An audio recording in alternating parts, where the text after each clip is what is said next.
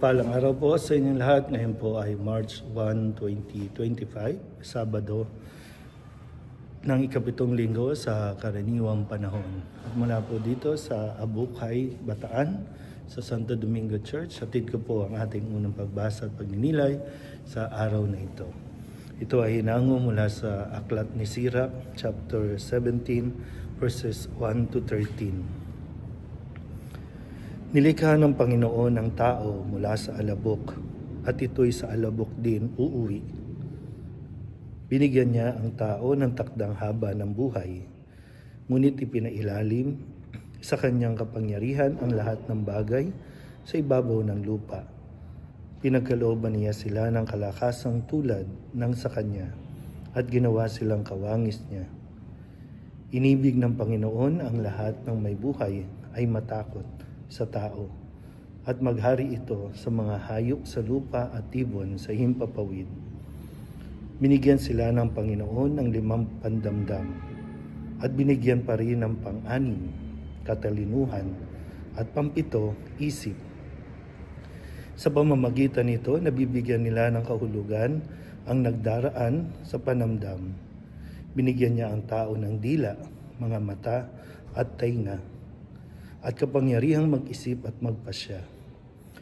Pinuspos pa niya ng kaalaman at karunungan, at tinuruang kumilala ng mabuti at masama.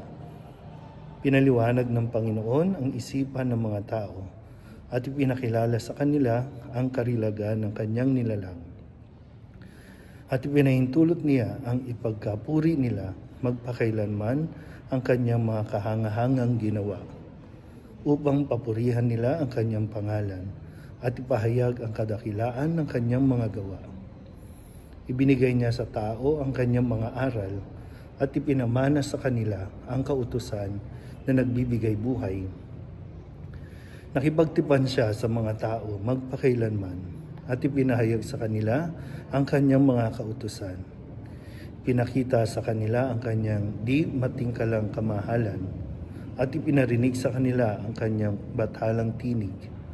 Sinabi niya sa kanila ang kanyang bathalang tinig, at sinabi niya sa kanila, huwag kayong gagawa ng masama.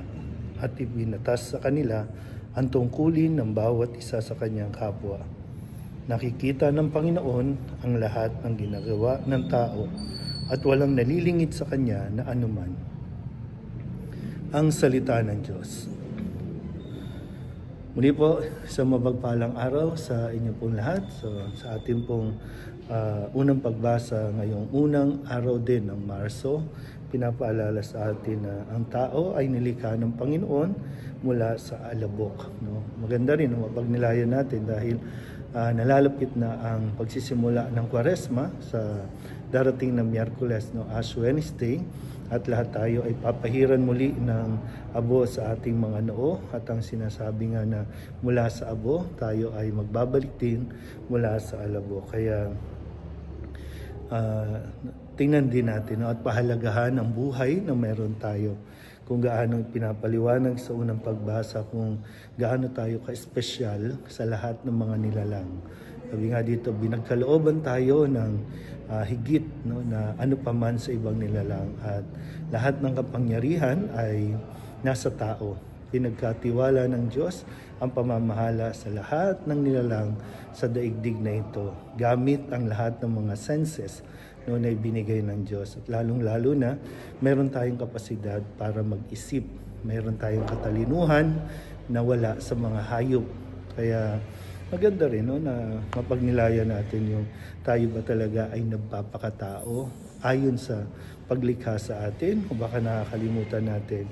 Kaya ang asal natin ay parang sa hayop, o minsan higit pa sa hayop.